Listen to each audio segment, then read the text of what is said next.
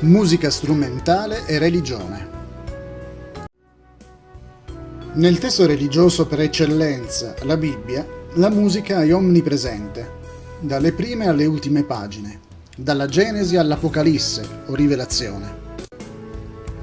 Oxford Companion to Music riferisce: in tutta la storia antica del popolo ebraico, la musica è menzionata con una frequenza che forse supera quella con cui è menzionata nella storia di qualsiasi altro popolo. L'allegrezza popolare in qualsiasi forma è accompagnata dalla musica. Questo trova conferma anche nelle seguenti parole del musicologo Kurt Sachs. Tra i libri del mondo, pochi possono vantare ed avere più importanza per la storia della musica che la Bibbia. The Rise of Music in the Ancient World. Infatti, il primo riferimento biblico alla musica si trova in Genesi 4.1, che dice: Jubal fu il capostipite di tutti quelli che suonano la cetra e il flauto.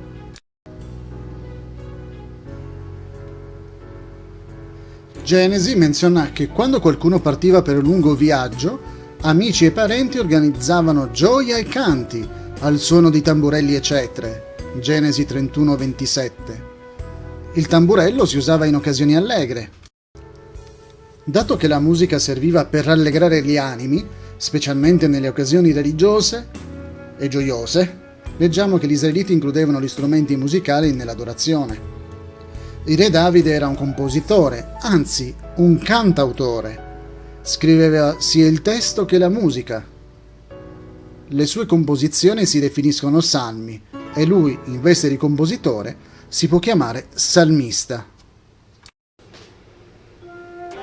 Ecco un paio di esempi.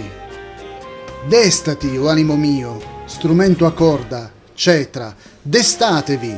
Salmo 57,8. Rendete grazie con la cetra, cantate lodi con uno strumento a 10 corde. Salmo 33,2.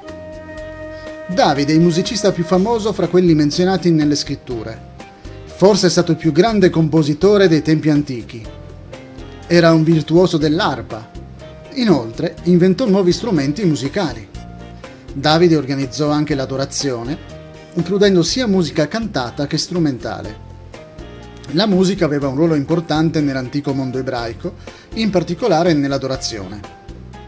Le Sacre Scritture menzionano per nome diversi strumenti musicali. Per esempio, quando Salomone inaugurò il Tempio, organizzò un'orchestra composta da cembali, arpe e altri strumenti a corda. Inoltre, incluse un'orchestra di 120 trombe.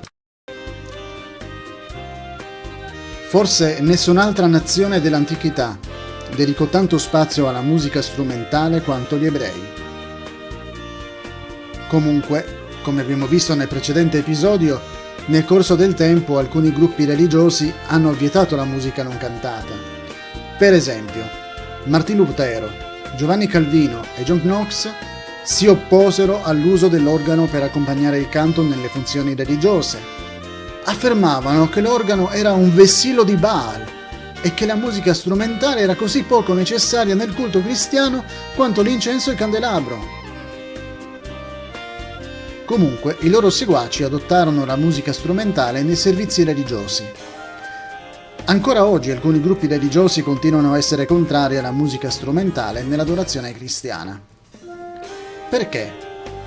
Come abbiamo visto nel precedente episodio, le scritture greche cristiane, ovvero il Nuovo Testamento, quando parlano di musica, non citano mai quella strumentale nelle occasioni religiose. Ma questo dimostra che la musica strumentale vada vietata nella religione? Ipotizziamo che i primi cristiani includessero musica strumentale quando si riunivano per adorare.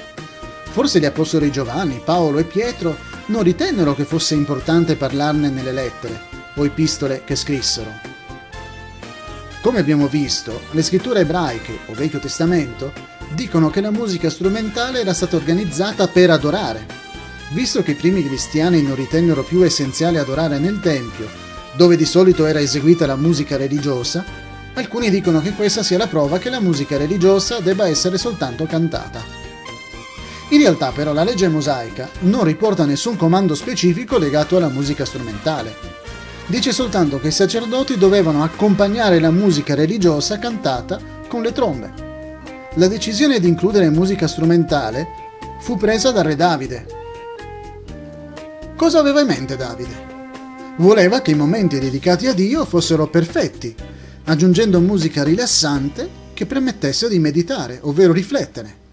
La musica strumentale avrebbe raggiunto questo scopo. Ammettiamo subito che la musica strumentale non è essenziale per adorare Dio, di qualunque religione si tratti.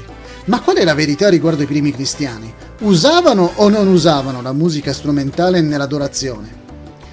Sappiamo che i primi a diventare cristiani erano ebrei, per i quali era normale includere la musica strumentale. Pertanto, in modo naturale, è probabile che sia stata inclusa anche nell'adorazione cristiana.